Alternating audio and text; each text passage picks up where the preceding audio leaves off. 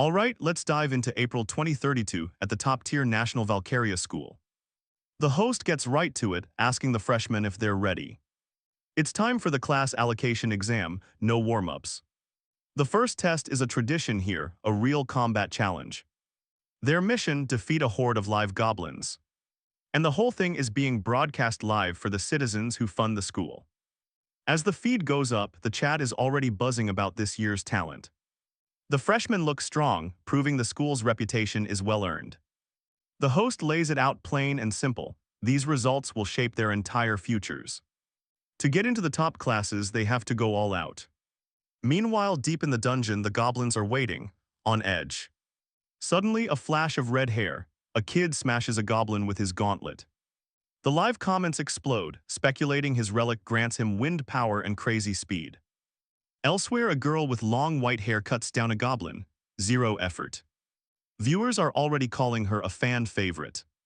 She's got it all: skill, style, and relics perfect for any range.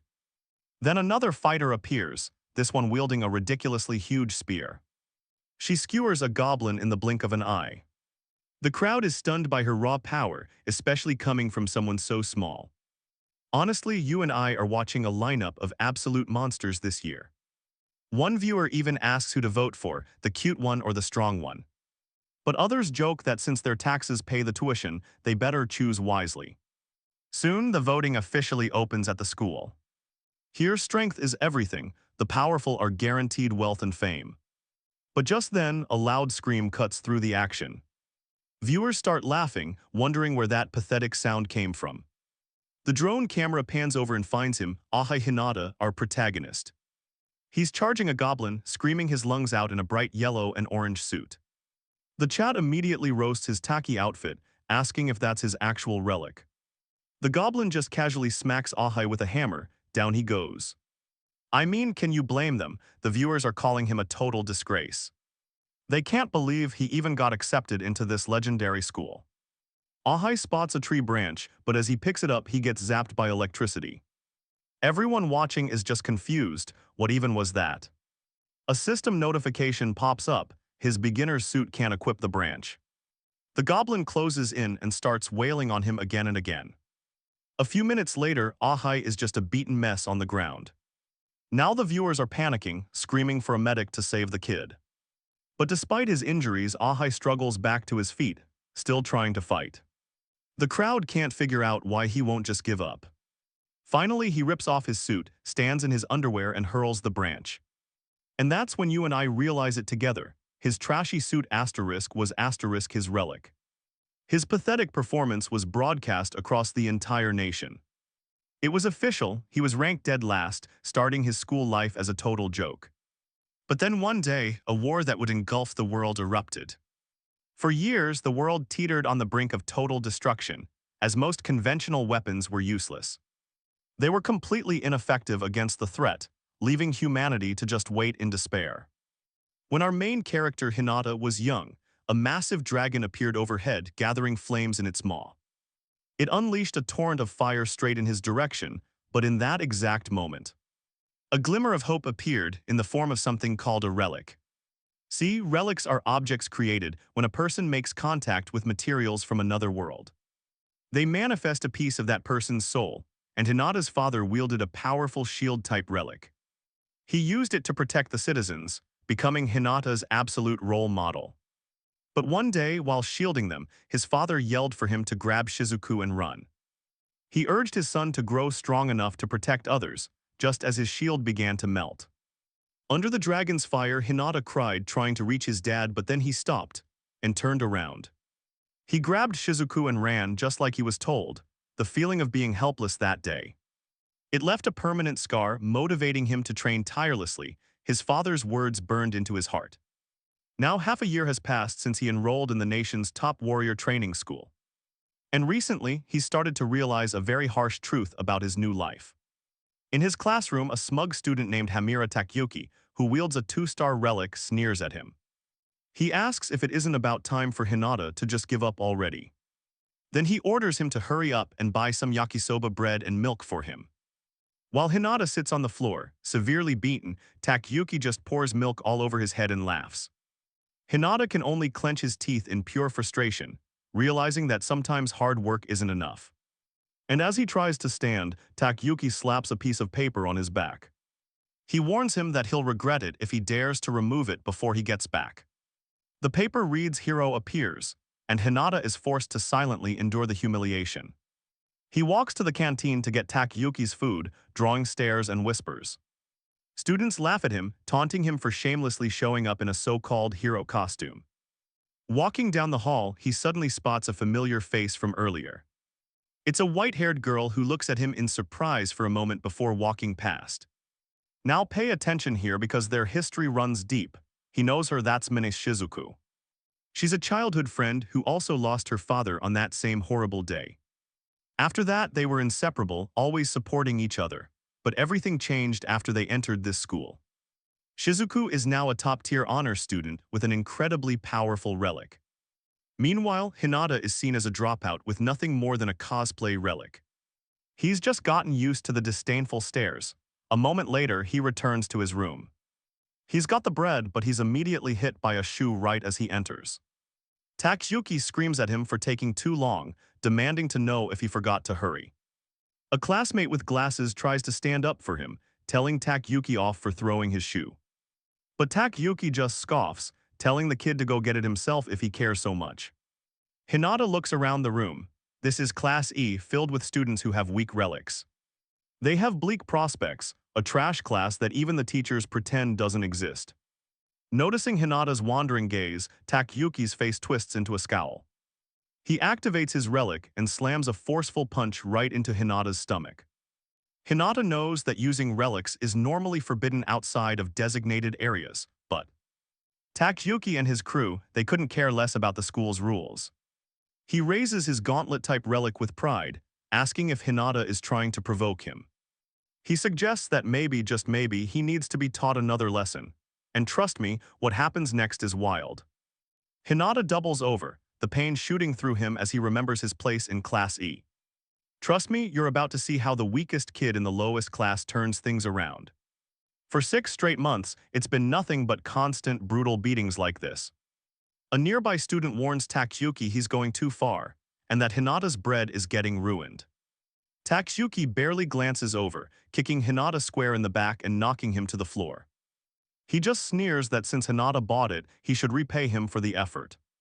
A pink-haired girl watching from afar remarks to her friend that this is happening again. Her friend, a dark-haired girl, just replies that Hinata's situation is seriously unfortunate. But when the first girl asks why Takayuki hates him so much, her friend explains. Turns out, Takayuki's hatred for Hinata stems from the results of their placement tests. He blames Hinata's sheer persistence for landing him in the trash-tier class E. During a mock battle to test their relics, Hinata just refused to go down. His stubbornness made Takayuki look bad because he couldn't land a decisive final blow. The pink-haired girl observes that Hinata is still just as persistent now as he was then. Her friend agrees, but adds there's a limit to how many beatings one person can take. As if on cue, Takayuki continues to relentlessly kick Hinata while he's down. He then yanks Hinata up by the collar, taunting him about his place in the school hierarchy. But that's when Hinata's system screen suddenly displays a counter. Pay attention here, 9,990 out of 10,000, and our boy just smirks. That grin sends Takayuki into a rage, and he punches him directly in the face. The counter ticks up to 9,991, but he doesn't stop hitting him. With every single punch, that number just keeps climbing higher and higher. Finally, Hinata gets thrown into a row of chairs, motionless from the pain. Takayuki mocks his defiant expression, calling it arrogance from someone with a weak relic. He taunts him that his parents' relics must be absolute trash too. The insult strikes a nerve. You and I both know that's a line you just don't cross, but Takayuki pushes even further.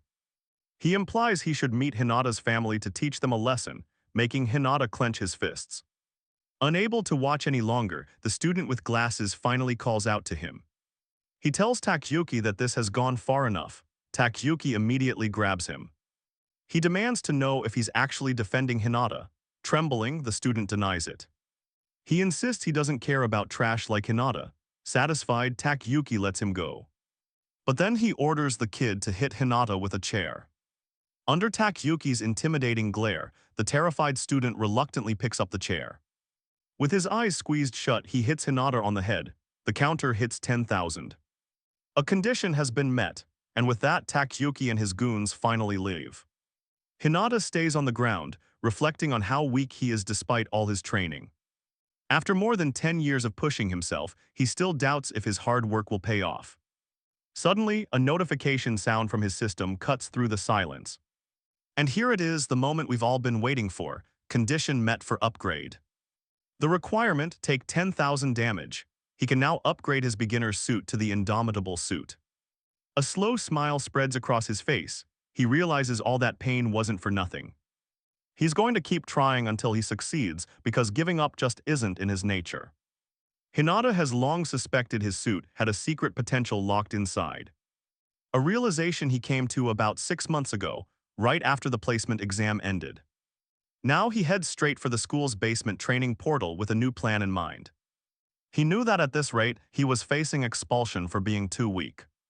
That's just how Valkaria Academy worked, a place funded by taxpayers, and trust me, they showed zero mercy.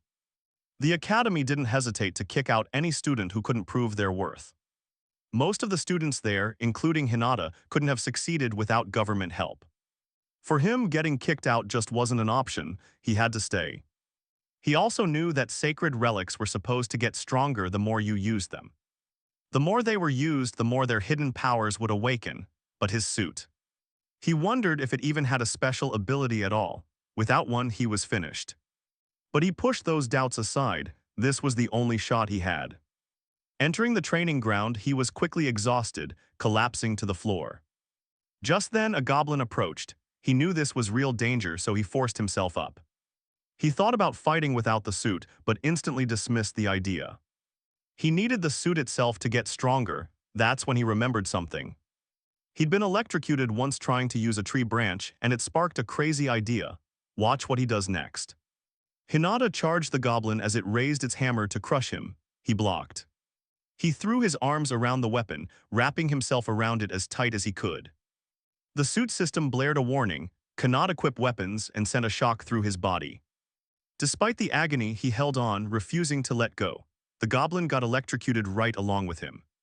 Once he felt it was enough, he released his grip, watching the goblin collapse. The monster sizzled and disappeared right before his eyes. He smiled, relieved.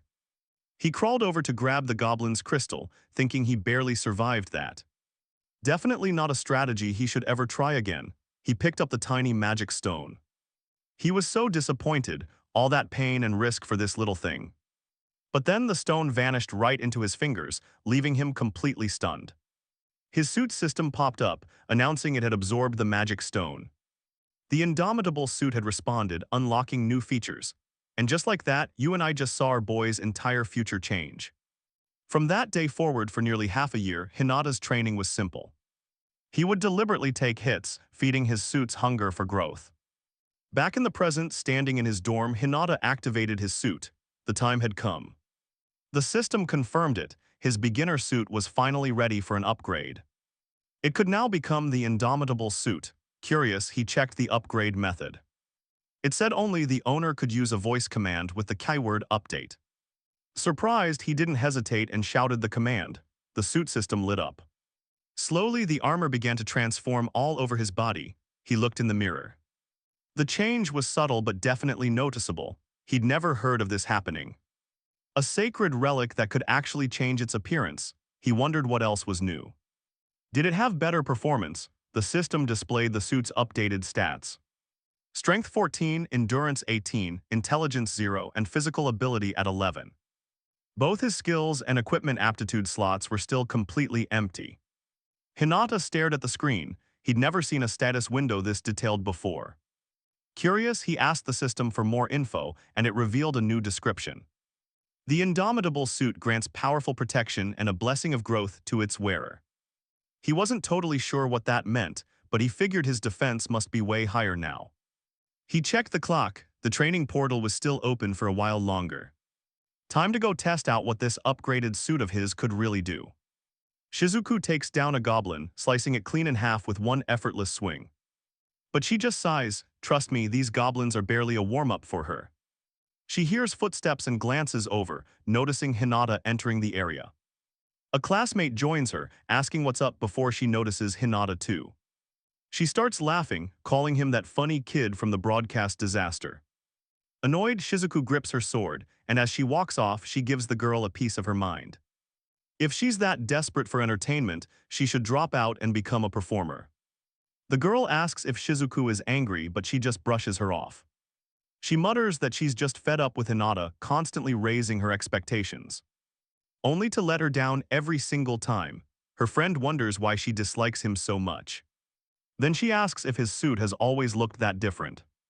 Meanwhile, Hinata's facing his own goblin. As it swings a hammer, he blocks the blow. He uses his elbows, confirming that his suit's defense has definitely leveled up. He launches a punch with all his might right at the goblin's head. He realizes he's not totally immune to pain, but the suit lets him tank way more damage. He lands a powerful uppercut, but the goblin doesn't even go down. Instead, it grabs his head, completely catching him by surprise. The monster slams him into the ground so hard he literally bounces. It starts repeatedly smashing him with its hammer, and all Hinata can do is shield his head. He quickly realizes just taking hits isn't gonna be enough to win this fight. He wonders if he'll have to use that same risky, all-or-nothing move from before. When the goblin finally pauses, Hinata looks up and his heart stops. 3 more have arrived. Now this is where it gets bad. He has no idea how they managed to sneak up on him. Recognizing the danger, he immediately tries to run for it, but the goblins are too fast. They overwhelm him, striking his head and legs and pinning one of his arms. Bleeding and totally desperate, he whispers for help. Then he remembers his father's advice. You can't just rely on other people when everything goes wrong. You have to be strong. Strong enough to rely on yourself and become the hero who helps others in a crisis. His will hardens. He snaps back into focus just as a goblin swings to finish him. He catches the weapon with his bare hand, and the system instantly warns him. He can't equip it, and a powerful electric shock blasts through his body. But this time he holds on, letting the electricity flow through him and into the goblins. The shock electrocutes them too. Hinata rips his hand back from the weapon. He shoves the goblin away, then uses a burst of speed to create some distance. Turning back to face them, he knows this isn't about whether he can win. He simply has *2. Suddenly, a new notification pops up from the system. And you and I are about to see this man get a serious power-up. A new skill called Revenge. As he reads the details, the system explains everything. He's met the conditions to activate it, meaning he can now use voice commands. Revenge absorbs all the damage he's taken and converts it into pure power. It's released for 10 seconds, but the catch is, he can only use it once a day. He has no time to overthink it. The goblins are charging straight for him. Deciding to test it out, he shouts, "Revenge," activating the ability as a countdown starts. With a surge of new strength, he launches his fist forward like a cannon. He slams the lead goblin in the stomach, sending it flying into 2 of its buddies. He unleashes a savage uppercut on one goblin, followed by a flurry of quick punches. To the faces of the 2 right behind it, as the final seconds tick down, he charges the last goblin, pouring all of his rage into a single devastating punch. It connects, obliterating its face. As the revenge effect fades, Hinata drops to the ground. Completely exhausted, the system confirms he successfully used the skill. The revenge skill, he now realizes it's a valuable trump card for tight situations. But its daily limit and the damage needed to use it make it a huge gamble. It's a situational tool. He knows he can't rely on such a risky tactic every time. Especially since he still hasn't figured out all of his suit's unique properties. Noticing a magic stone the goblins left behind, he picks it up and his suit absorbs it instantly. A notification pops up informing him that the indomitable suit has absorbed its first magic stone, and check this out, it's unlocking a ton of new features. Willpower reinforcement, a new passive skill, weapon proficiencies in knuckles, swords, and blunt weapons, plus major enhancements to his durability and physical abilities. Realizing he can keep getting stronger, Hinata feels a fresh surge of excitement. A week later, back in the training portal, a massive goblin sniffs the air. It's completely unaware of Hinata, waiting for the perfect moment right above it. With a perfectly timed strike, he activates his revenge skill and smashes his fist into the goblin's face. It's an instant kill. Grabbing the goblin's magic stone, he feels a rush of pure satisfaction.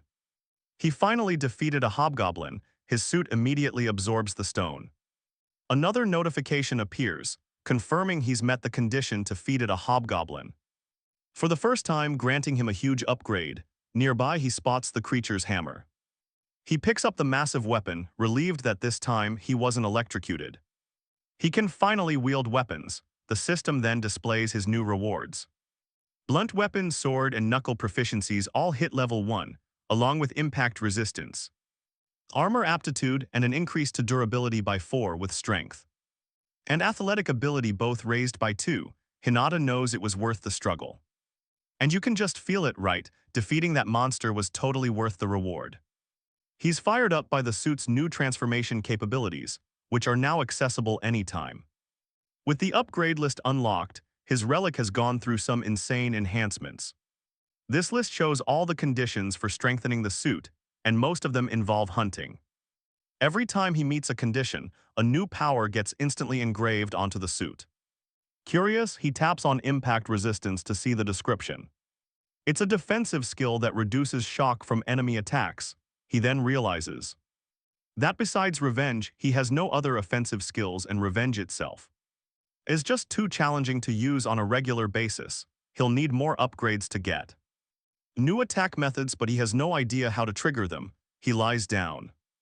Reflecting on his suit, he remembers that he'd unlocked revenge way before the upgrade list was even available. He starts to wonder when the indomitable suit condition first activated, thinking back to the Mona crystal. But then he recalls an even more important message he saw before. One that mentioned an unyielding spirit. Pondering this, he starts to speculate. But here's the thing, perhaps mindset or strong emotion is the real key. The next day at a hospital, Hinata knocks on the door to a patient's room. Inside, his younger sister calls out to him excitedly. He pulls a chair up beside her bed and asks how she's doing. He asks if it's okay to sit, and she happily agrees, flexing an arm with a proud smile. And trust me, you'll want to remember this smile, because she's fighting for it every single day. She says she's getting strong for when she's finally discharged, and he just smiles back. He understands. She then pulls back the curtain beside her bed, asking him a question. Does their mother look any better today? He can only nod his head. You see, for 10 years now, Hinata's mother has been in a deep coma. She's afflicted with a rare condition called crystal disease, caused by monster venom. A disease for which there is still no cure. His sister was also hit by the venom. But their mother's sacrifice protected her from the absolute worst of its effects. His sister has been slowly recovering, and the doctors say she might leave soon. Maybe even next year, but there's still one huge problem. Just then, a man in a suit enters. Hinata's sister Hikari lights up, greeting the man with a huge smile. She calls him Mr. Jingi. He greets her back, commenting on how healthy she looks. He even brought a gift for her, a bucket of fresh fruit, which she gratefully accepts. Jingi then turns to Hinata, says it's been a while, and whispers that they need to talk. They step into the lobby, and pay attention here, this is where the friendly mask drops. Jingi gets straight to the point. Is Hinata ready to finally give him an answer? This is Kega Jingi, the guild master of Phoenix, a guild that hunts monsters. The very same guild Hinata's father once belonged to. He reminds Hinata that supporting a sick family, a frail sister and a mother in a coma, takes an incredible amount of money. He twists the knife, asking if Hinata even wants to find a cure for his mother. Hinata grits his teeth, holding back his anger, knowing this kindness is completely fake. He knows all too well what Jingi's ruthless agenda is, what he's really proposing. You see, the crystals that form inside patients with crystal disease are special. They have properties similar to Monarch crystals, which is humanity's new energy source. So research on these human-generated crystals is in extremely high demand. And yeah, I know what you're thinking. Patients are literally being traded as test subjects. Jingi is asking Hinata to hand over his own mother for experimental research. Hinata immediately refuses. He can't agree, but Jingi just reminds him that his father's inheritance is running out. How much longer can he pay the bills? He adds that with Hinata's low-ranked relic, he'll never be able to make it. He'll never be strong enough to support them, but Hinata is absolutely resolute. He tells Jingi that no matter how hard it gets, he will protect his family. That was the promise he made to his father. He warns Jingi never to mention this. To Hikari, Jingi agrees smoothly, saying he wouldn't want her to start hating him. Tossing a can in the trash, Jingi tells Hinata to call if he changes his mind. Then he walks off. Hinata returns to his sister and mother's hospital room. Silently, he reaffirms his promise, his responsibility to protect them. To protect his family and his father's legacy, Hikari asks what they talked about. He just says it's a secret, knowing that to truly secure their future, he needs to join a reputable guild and earn enough money to support them all. Sitting beside his unconscious mother, he resolves to become so much stronger than he is now. Later, as he's walking down the street, he glances at his phone. The school's training portal is still open. He immediately decides to skip his break. He's going to push himself and train harder. Just then, he hears a woman's voice. He hears shouting from a nearby alley and spots a group of students in uniform. They're harassing a young woman and he recognizes her. It's Yakumo. Akin, his Class E classmate, he hesitates, telling himself it's not his problem. And trust me, this is where you'll see how nasty these guys really are. One of them taunts her, saying it's too late to act like nothing's happening.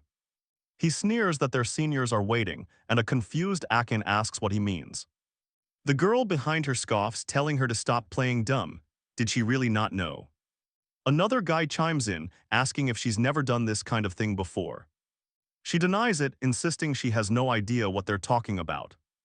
It's all a misunderstanding, but the guy holding her hand just presses harder.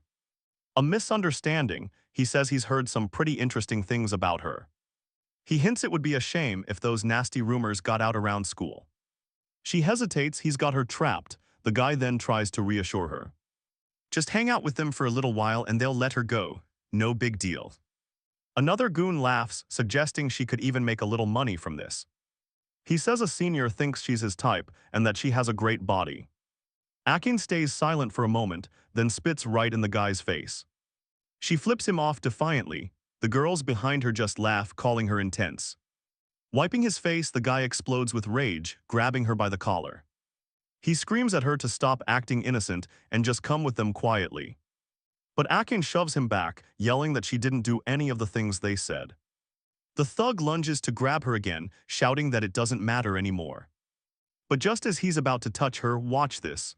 Another hand shoots out of nowhere. It's Hinata. He grabs the punk's wrist, leaving Akin in total shock. The guy yanks his hand back, eyeing Hinata's school uniform suspiciously. The girls recognize him, sneering that he's the weakest loser in all of Class E. They laugh, saying his relic looks like something from a cheap cosplay store. The main bully starts to relax, realizing this is the same kid from the broadcast accident. He steps up to Hinata, explaining they have business with Akin and tells him to scram. But Hinata doesn't move an inch, shielding her behind him. The bully is furious. He lunges, calling Hinata a little Class E bug and screaming at him. Just who the hell did he think he was? Akin starts to panic. She realizes Hinata has no idea these guys are from the much stronger Class C. But to her absolute shock, Hinata dodges the punch and grabs the guy's arm.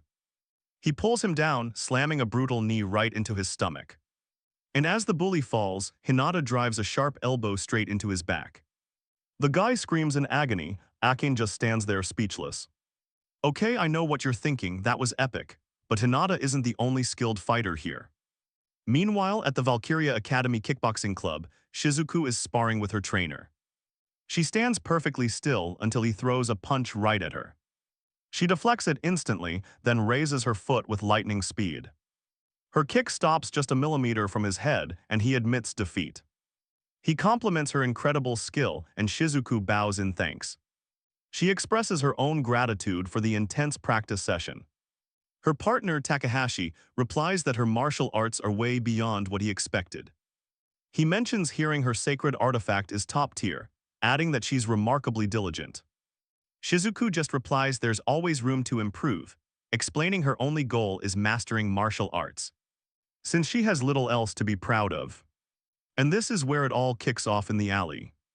Hinata leaps protectively in front of Akin, who's totally shocked. Remembering how utterly helpless he seemed against Takayuki, one of the thugs rushes at him. Screaming an insult, but Hinata tackles him before he can even strike, slamming him hard onto the ground. Another guy tries to grab him from behind, only for Hinata to drive an elbow straight into his stomach. As the man kneels, clutching his gut, Hinata spins and delivers a swift kick to the back of his head, leaving Akin completely stunned. She's starting to realize that without his sacred artifact, Hinata is actually strong. His weakness was all an illusion. Turning to the others, Hinata asks if they want to keep going. But as he faces one man, he doesn't notice the first punk activating his relic behind him, and you never turn your back.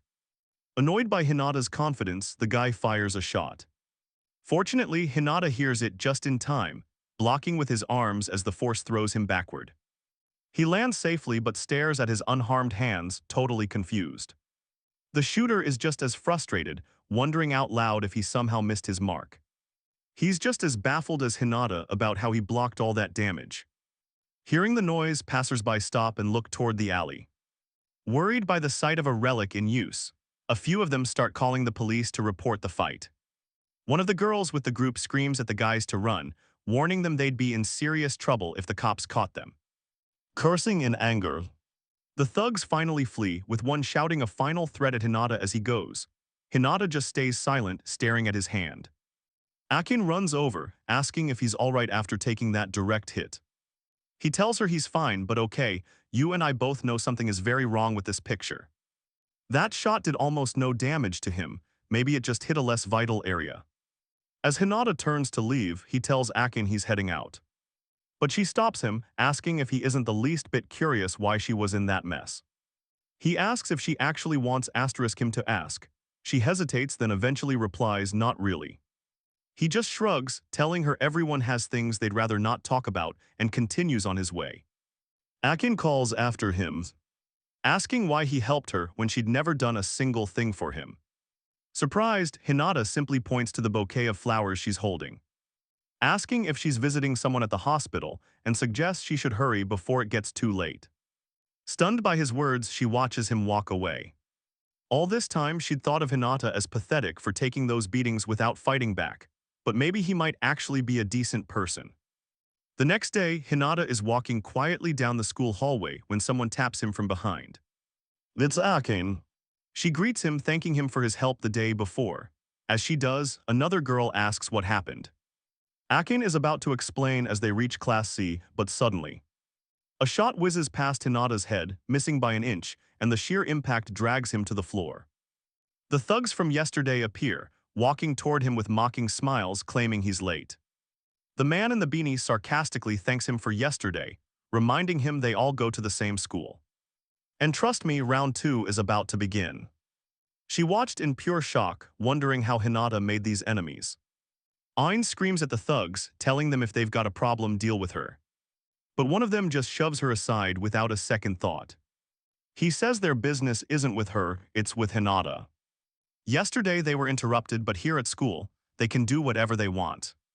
Sitting up, Hinata fires back that they sound just like any other losers. That comment gets him punched, the goon yelling not to lump him in with trash.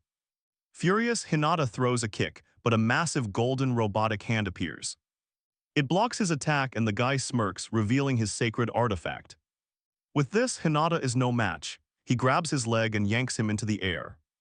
While he's held upside down, the beanie man leans in with a nasty taunt. He promises to torment Hinata until graduation. Suddenly, a shot rings out. But just when things look hopeless, look who shows up to even the score. Ain fired the shot. The man turns, instantly recognizing her relic as an artifact. He sneers, identifying it as a weapon that compresses and fires air. And while it's an emission type like his, hers is pathetically inferior. The beanie guy aims his relic at Hinata, asking if she wants to see the difference. He fires a shot straight into Hinata's stomach, forcing the other thug to drop him. As Hinata hits the floor, Ain screams, demanding to know what he thinks he's doing. The guy just calmly tells her not to make a fuss over it.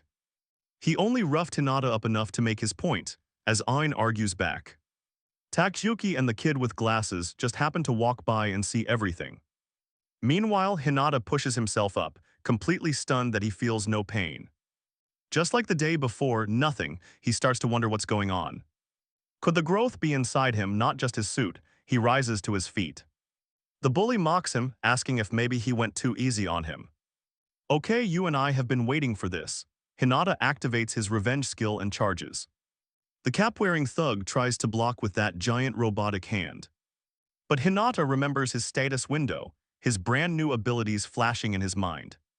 He realized he's not the weakest of the weak anymore. He launches himself forward. No hesitation, Hinata's fist slams right into the man's relic hand. And to everyone's total shock, his punch sends the massive weapon reeling backward. It throws the guy across the room until he slams hard against the wall. All the other students just stare dead silent. The man in the beanie is bewildered. How could that giant relic, strong enough to stop a rhino, get pushed back? He stares at Hinata, baffled that he seems completely unharmed by the earlier attack. Perfectly fine, even after getting blasted by a sacred artifact. His confusion only grows when the guy on the floor starts to groan about the pain. But he tells his friend he's fine, suggesting the attack didn't connect properly. Hinata immediately gets it, since he hadn't taken any real damage. The effect of his revenge skill was way weaker, leaving him without a knockout blow. But trust me, he is not about to just stand there and take hits anymore. He squares his stance, ready for round 2, but before anyone can even blink. A professor appears, demanding to know what they're doing so early in the morning. The beanie man just mutters that it's pointless to keep this fight going. So Akin can finally breathe, but you and I both know this is far from over. Nearby, Takayuki shoots Hinata a look, sneering that he almost got scared for a second. Just kidding, he calls him a pathetic worm squirming on the ground. He says he'll play it cool for now, but promises to grind Hinata into dust later. But the kid with the glasses is watching, and he's noticed something crucial. Hinata just fought the Class C guys and came out without a single scratch. The conclusion, he's gotten way stronger. Later on, Hinata heads to the restroom. Standing in a stall, he thinks over what just happened. He'd always assumed his power just boosted his suit. But here's the realization that changes everything. It strengthens his actual body. This means all those insane abilities from his suit's status screen. He can use them even without wearing the gear, a total game changer. Perfect for a surprise attack. As he unlocks the door, he identifies his one weakness. He still lacks real offensive power, no knockout finishing moves. Leaving the restroom, he wonders how he's supposed to reach that next level. And speak of the devil, Takayuki shows up, mocking him for needing the bathroom. He gets right in his personal space, acting all superior with a sarcastic compliment. He mentions his performance from that morning and then activates his gauntlet. Bam, a cheap shot right to the stomach, but Hinata's shock isn't from the pain. It's from the absolute audacity of this guy. Takayuki taunts him for killing the mood. Then he orders him to go play errand boy and buy him some food. And all the while, the kid with the glasses is observing, putting the pieces together. That punch didn't faze Hinata one bit. It's clear our boy is hiding his true strength. You and I see it too, he is way stronger than anyone knows. Hinata just stares back, frustrated his revenge skill has a daily cooldown. That defiant look pisses Takayuki off, who demands to know what his problem is. Hinata clenches his fists, feeling that powerful urge to just fight back, but before he acts. Akin appears, she steps right between them, telling them to knock it off. Takayuki is surprised and mocks her, asking if she's here to defend Hinata again. Leaning in closer, he suggests she must have a thing for protecting him. Akin meets his gaze without flinching, asking if he really intends to hit a girl. She points out just how pathetic that would be, and he grits his teeth. Fuming, Takayuki finally turns away, calling for the kid with the glasses. Glasses just nods and follows.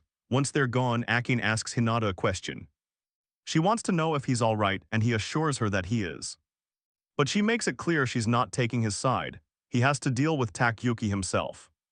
Curious, Hinata asks why she wanted to talk to him in the first place.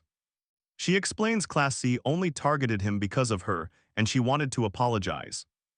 Hinata just shrugs it off, saying there's no need, he got involved on his own.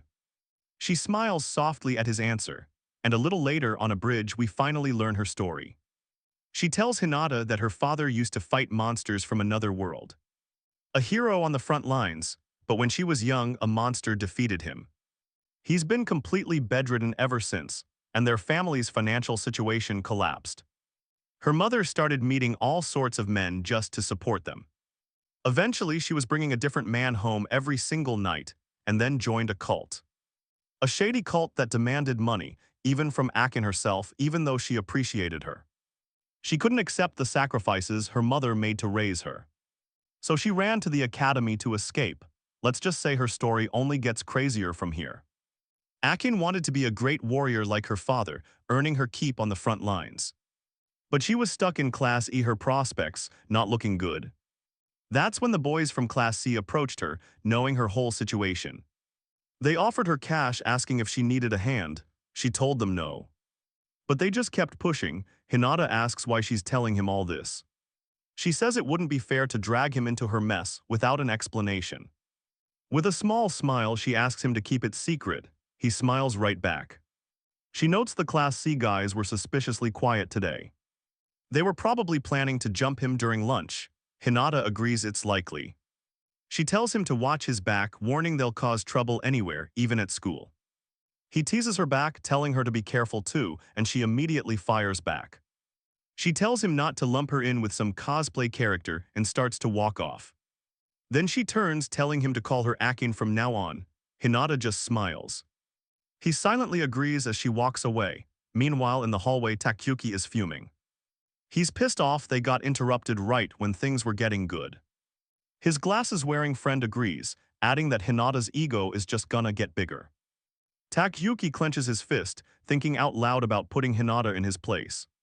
He wants to do it before the new kid gets too confident. His buddy just awkwardly smiles and nods along with the plan.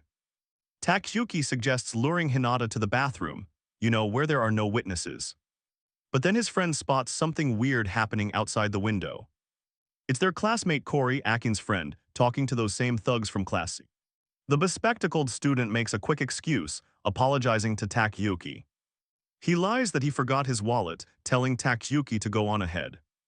Takayuki is confused but lets him go. The guy rushes down the hall.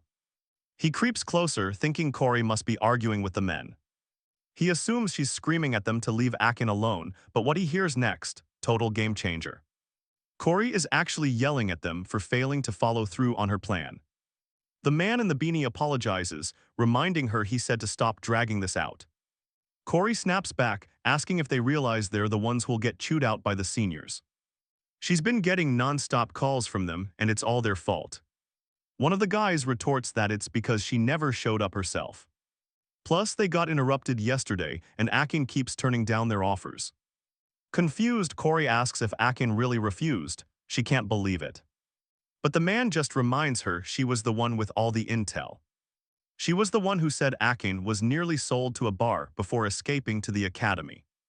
Hiding nearby, the bespectacled student is completely stunned by this betrayal. The man tells Corey maybe she should just give up and go back to her own life. After all, Akin is only in Class E. He then mentions that as friends, Corey was supposed to be helping. She doubles down, insisting her intentions were good. She claims she just introduced Akin to someone who could help her out. The man in the beanie asks if that's what she really calls it, but she dodges the question. She just says lots of academy students need money, and she was trying to be a good friend. Yeah, you and I both know that's a pathetic excuse. And besides, she says with a sly smile, Akin would probably appreciate it too. Another guy immediately questions if she's using her sacred artifact to mess with them. She just shrugs, saying it only makes people a little more obedient. And can occasionally make them feel good. She activates it and the man in the cap goes blank. His voice turns hollow, repeating her words like a puppet, hypnotized. The guy in the beanie tells her to knock it off with their allies, and she powers down. Hey, not everyone can be a pure attacker, she explains. Some monsters from the other world are totally immune to her kind of power. He asks if she's gonna use it on Akin this time. She confirms it. Oh yeah, he immediately reminds her of her last failure. The last time she tried this, it went horribly wrong. Is she sure she can do it right? Corey just scoffs, completely certain she'll succeed. His doubts mean nothing to her. The beanie man warns her their seniors have zero self-control. Her little plan could completely destroy another person's life. Now watch this, she just blows him off, so he tells her to meet him at the spot tomorrow. She agrees, and just like that, the spectacled student realizes he's overheard something massive. Pure panic sets in, there's no way he can stop the Class C kids alone. Especially not if their senior allies show up, he'd be crushed. He knows Taki probably won't help, and even if he did, they'd still be outnumbered. But then he remembers it, the giant hand, and how it was pushed away. He remembers Hinata's insane, unbelievable strength. If anyone can stop them, it's him. Meanwhile, in the classroom, Akin sits alone, lost in a memory of her father. She used to call him a hero, he'd always deny it, but she insisted. To her, he was the strongest man alive, but he explained that heroes fight for everyone. His only mission in life, protecting his family, that was his world. He told her to remember one thing, a person with true conviction is the most powerful. But then one day, disaster. The city was torn apart, her father rushed to the hospital. She stood there in shock, her mother holding her tight in a sea of chaos. And as they listened to the doctors, you can just feel her entire world shattering. They explained his permanent condition, and Akin's hope turned to horror. Years go by, Akin's in middle school visiting her father in that same hospital. Her mother storms in, lighting a cigarette right there in the room. Akin tells her smoking isn't allowed, but her mom just ignores her, looking bitter. She asks if her husband failed to wake up again. Akin quietly confirms it, so she kicks his bed. She curses him for being useless, for not supporting them. Akin tries to stop her. Her mother just screams about the hospital bills drowning them, and tells Akin that the second she graduates, she's getting a job. No excuses. Left alone, Akin desperately searches for a way to save her father. She hears rumors of the Glow Basilisk, a mythical creature with legendary healing powers. With no one selling it, she decides she'll get it herself by joining Valkaria National Academy, the only warrior training school in the entire country, staring at her reflection. Akin remembers that fire she had back then, but has it faded? Getting stuck in Class C made her want to give up, it felt hopeless. But maybe she thinks if she pushes herself past her limits, she could be strong. Strong like Hinata, with new resolve she steps out of the classroom and Cory is waiting for her. Cory activates her relic, saying she needs to talk to her, and yeah, you know what's about to happen. While he's talking to her, the kid with glasses is frozen in the hallway. He's trailing Hinata, debating if he should say something now that school is over. He knows he needs to speak up, but why is he even getting involved in this mess? Suddenly Hinata turns, "You need something," the kid jumps, completely startled. Hinata points out that Takayuki isn't around, giving him a perfect opening. But the student hesitates, unsure how to ask for help after all the trouble he's caused. As Hinata starts to walk away, his window of opportunity closes fast. Then he spots Kiori dragging a dazed Ain down the hall, and his gut tells him something is wrong. He wonders if Kiori's using her relic on her, but quickly shakes it off. It's not my problem, he thinks, turning and running in the other direction. The sound of him cursing under his breath makes Hinata pause for a second.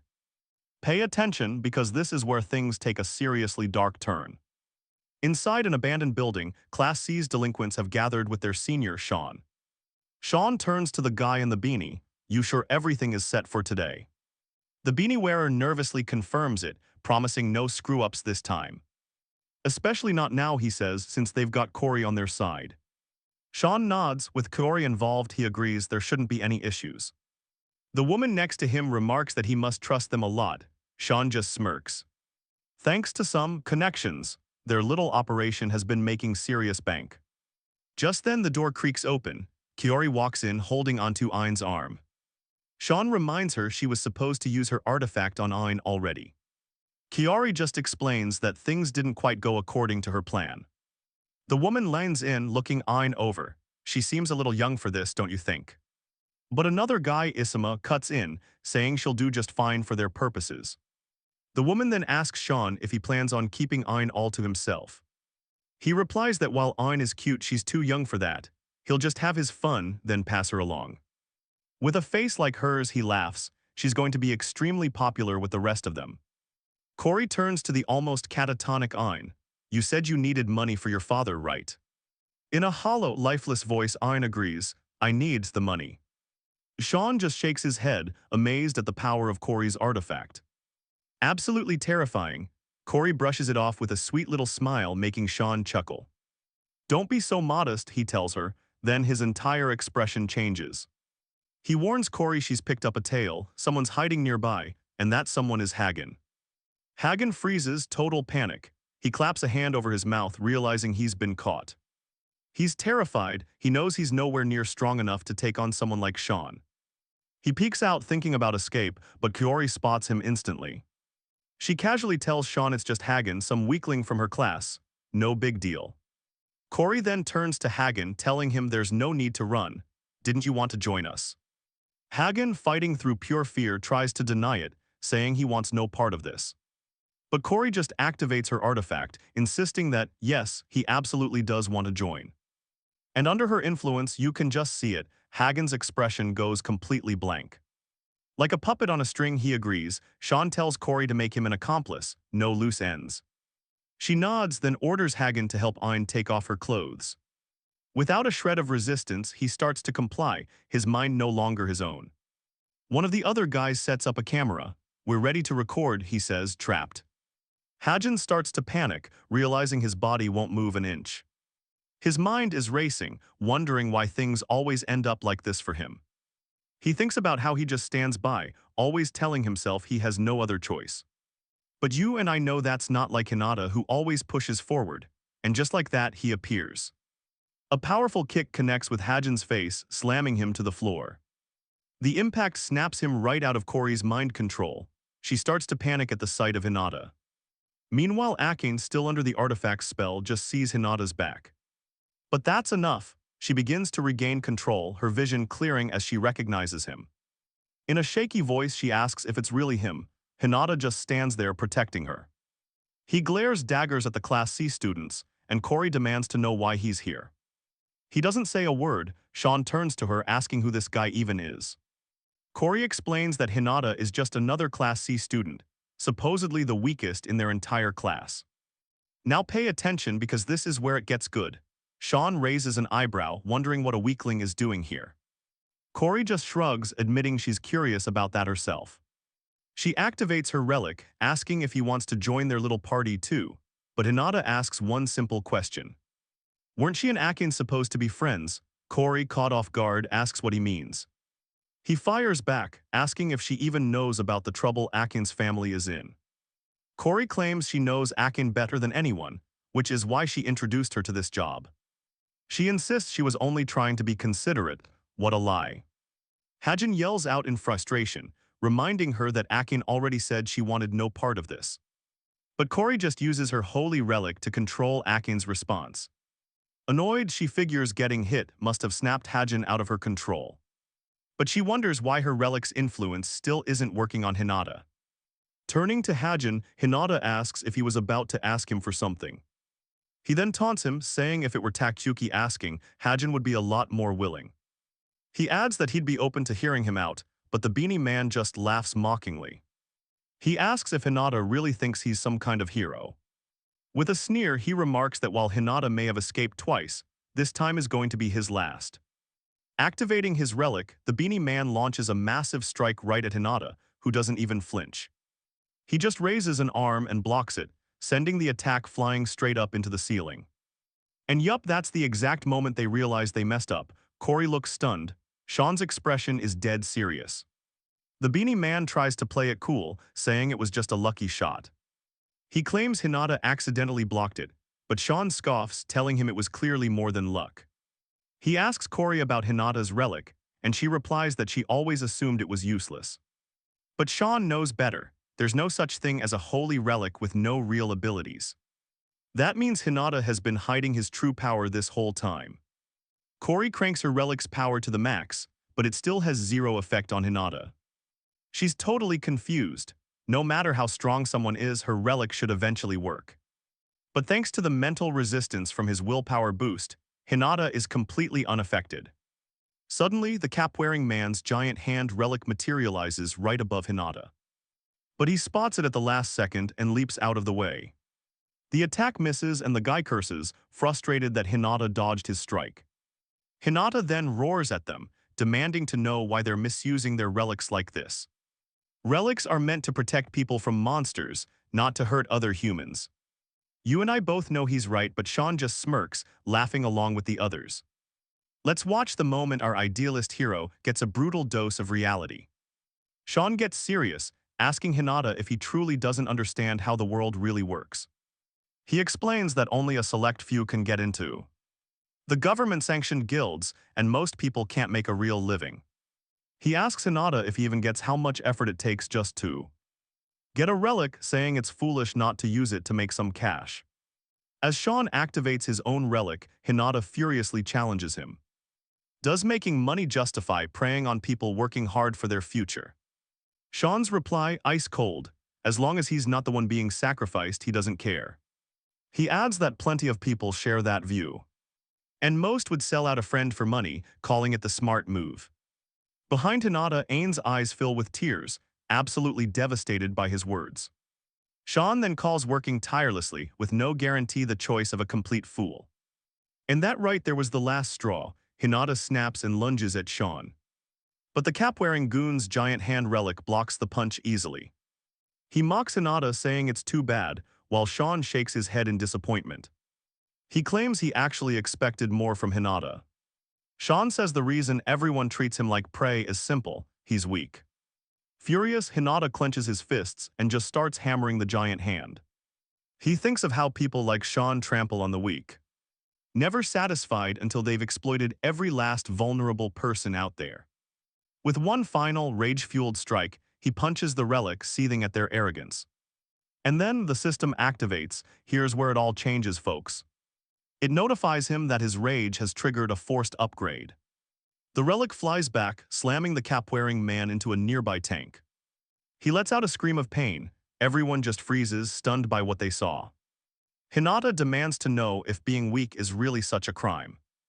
He vows to turn that twisted logic against them as his system updates. His holy relic has evolved into the suit of rage, granting him huge strength. He glares at Sean and the others, declaring he'll become strong enough to erase people like them from the world. Behind him, Hagen watches in total shock as the suit transforms, marveling at how it's even possible. Sean also sees the change, wondering if this was part of the relic's hidden power. But seeing Corey's terrified expression, he realizes that's not the case. Suddenly, Hinata appears directly in front of Sean, moving with shocking speed. He aims a devastating punch straight at Sean's head. Sean dodges but still gets a minor scratch across his face. He tries to retaliate with a kick, but is stunned when Hinata easily evades it. Corey, looking worried, calls out Sean's name. He glares at Hinata, feeling cornered, recognizing he's somehow getting stronger. So Sean pulls out his artifact and grabs a water bottle from the floor. Pouring water on it, he tells Hinata that while he quit Class B, their innate abilities are on two completely different levels. Sean forms the water into sharp spikes and launches them straight at Hinata. And you and I are about to see just how little that different level matters now. He's getting frustrated. Under normal circumstances, Hinata's hand should have shattered.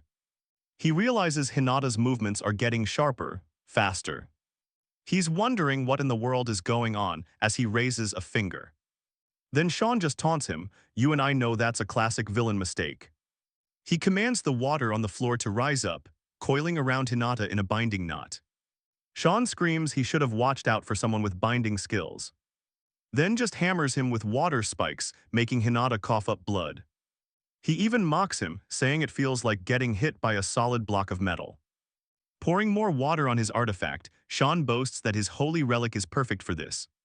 He can control any water just by sprinkling a little on the relic.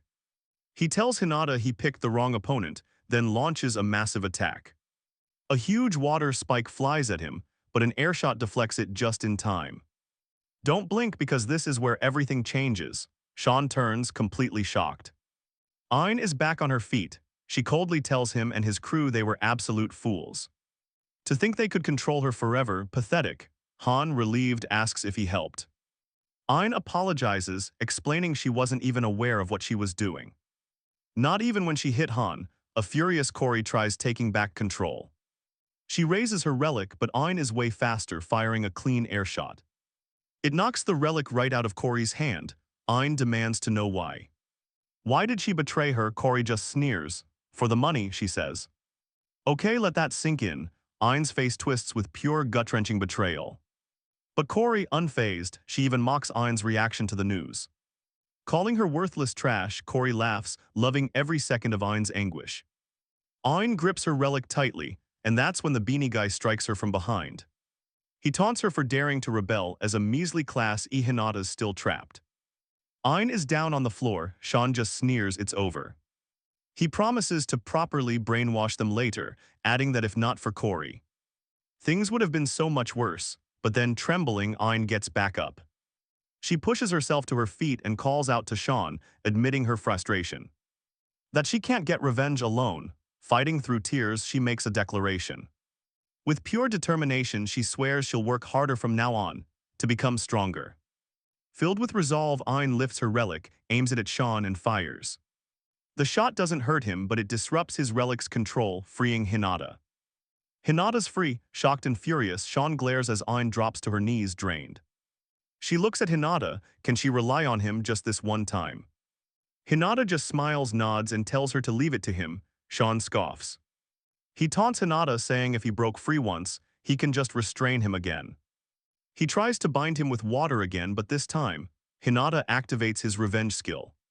And just like that, he breaks free. He calmly starts walking toward Sean. He says he's heard enough of Sean's talk about trash and how Class E is nothing. Panic flashes in Sean's eyes. He unleashes a barrage of water spikes. Spike after spike, but Hinata just walks forward, deflecting them with his bare fists. He asks Sean if he really thinks people at the bottom can't get stronger. You and I both know what's happening. Realizing something's wrong, Sean starts to panic. His attacks are having zero effect. In his panic, he actually stumbles backward. Alright, let's jump right back into the action. Our guy collapses as Hinata looms over him. His fist raised, eyes filled with steely resolve, he tells Sean he'll show him the true power of trash. Sean screams for him to stop, but the punch connects. It smashes him in the face, actually cracking the steel bar behind him. Everyone is stunned. Corey panics, watching Hinata raise his fist to hit Sean a second time. But Akin's shout stops him just in time. Hinata stands looking down at his opponent. Sean is visibly shaken. The beanie-wearing guy tells him to stop messing around. He then aims his own relic at Hinata, ready to attack, but our boy. He just blocks it with his arm and calmly walks toward the guy, who's now shaking. The dude starts to realize this wasn't a fluke. Hinata wasn't just standing by luck. Hinata grabs him by the collar, lifts him effortlessly, and warns him not to mess with them. He adds that he doesn't have time to waste on pathetic punks like him. Paralyzed with pure fear, the man just nods, agreeing to back off. Hinata lets him go, walking past a completely stunned Corey right over to Akin. Akin recalls her father's words, those with strong resolve possess real power. Smiling at Hinata, they high-five in celebration as he joins her side. But neither of them has any idea that they're being watched from the shadows. It's the woman from before, and she's reporting back to the principal in his office. Describing the completely unexpected outcome, she asks for her next instructions. And here's where it gets serious. The principal states there's no room at the academy for people who cross the line. He tells her to handle it the way she always does, and she acknowledges the order. As she leaves, the principal thinks about the incident and how it's revealed something surprising. These recent disturbances at the school have definitely shaken things up in an interesting way. It makes him look forward to the next evaluation exam, especially when it comes to Hinata. The very next day, a huge crowd of students is gathered around the bulletin board.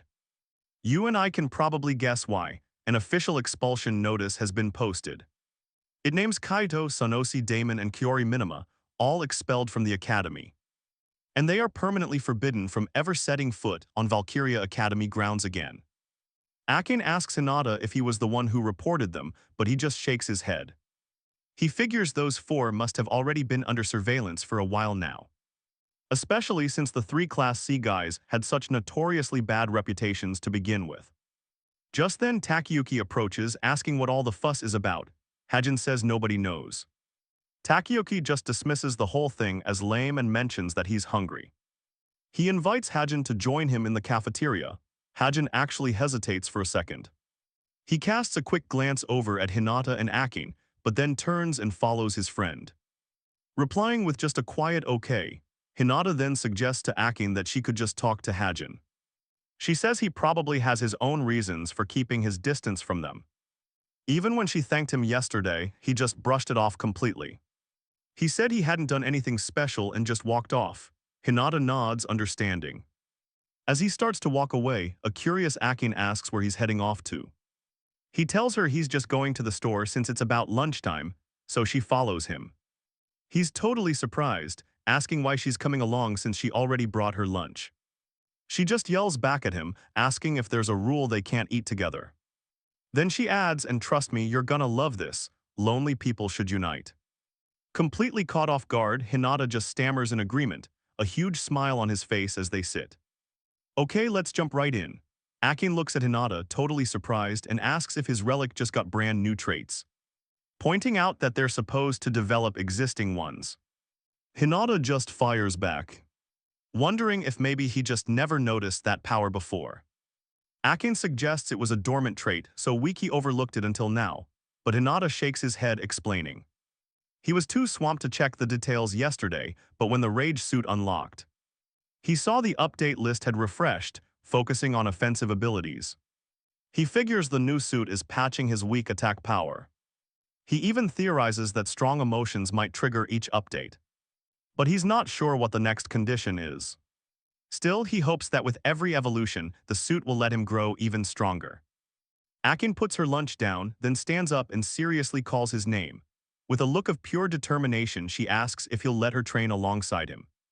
She admits she might not get as strong as him immediately, but she at least wants to be stronger than that beanie-wearing creep. She explains she's been trying but just keeps failing. To her surprise, Hinata nods. He tells her he's noticed how her relic adapts her physical abilities to the skills and proficiency she's worked so hard to build up.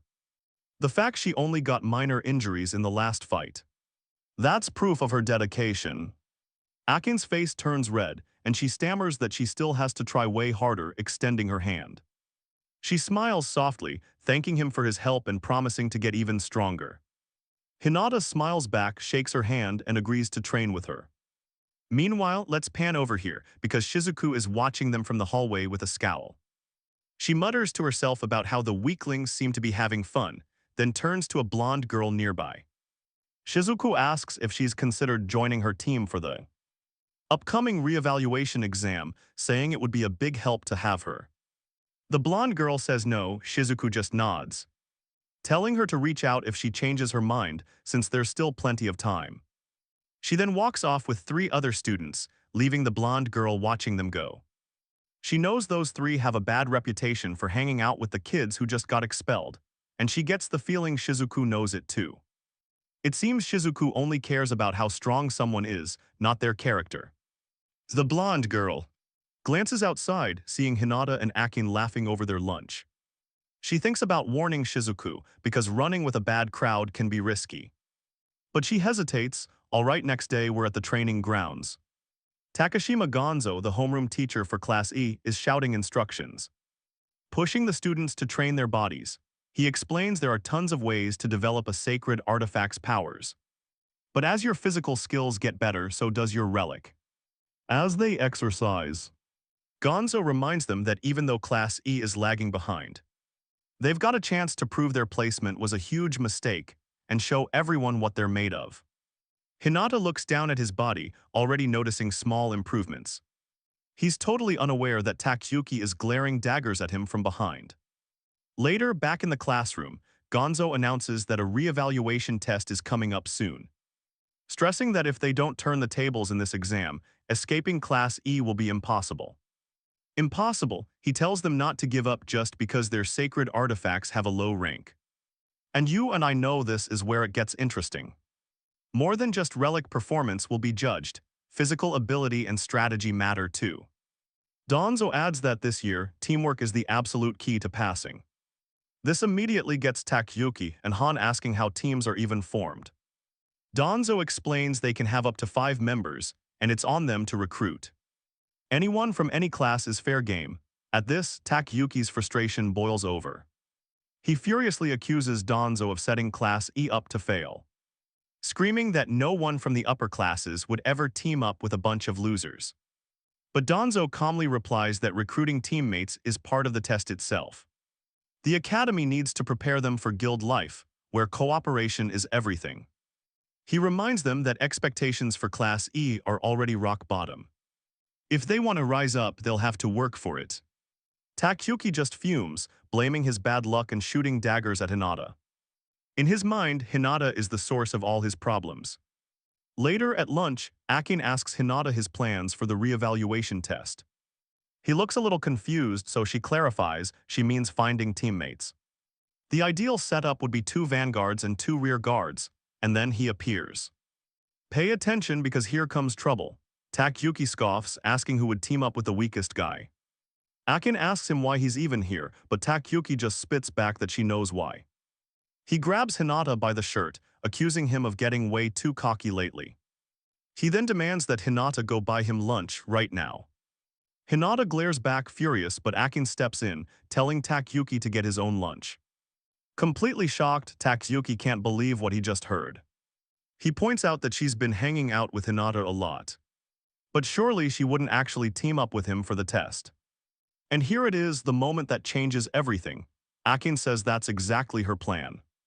She tells him straight up that Hinata is way better than him. Especially since Takayuki has zero sense of teamwork. He glares, demanding she repeat herself. Unfazed, Akin turns to Han and asks if he agrees with her. Han is caught completely off guard, stammering as Takayuki's death stare locks onto him. Grabbing Han by the collar, Takayuki demands to know if he's siding with them. Shaking in fear, Han quickly says no, that's not it at all. He tells Takayuki he was planning to team up with him the whole time. It just seems like the smarter move. Satisfied, Takayuki lets him go. This was the right call, but Akin just sighs, knowing full well that's not what Han actually wanted. Takayuki shoots him a final warning glare. Akin closes her lunchbox. She tells Takayuki and Han to go discuss their little strategy somewhere else.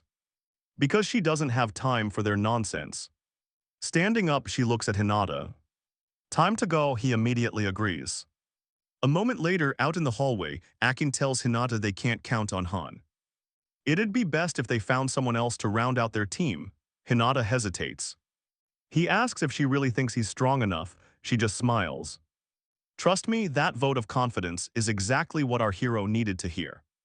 She gives him a playful punch, adding that since people still underestimate him, they can totally shock everyone in the test, and trust me, Hinata is ready.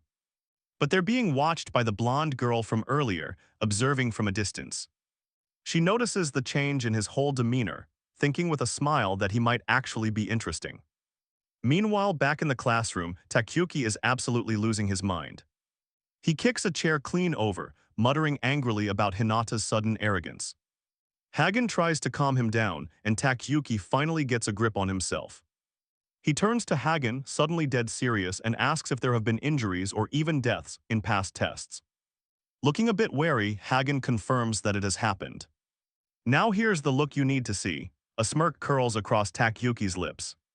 He knows the test is in a D-class portal, a deadly simulation of real combat, where unexpected accidents are just part of the official report. Hagen glances over, alarmed, as Takayuki hints these accidents might be staged. He drums his fingers on the desk, wondering aloud whether another little accident might just happen this year. You see that look, right?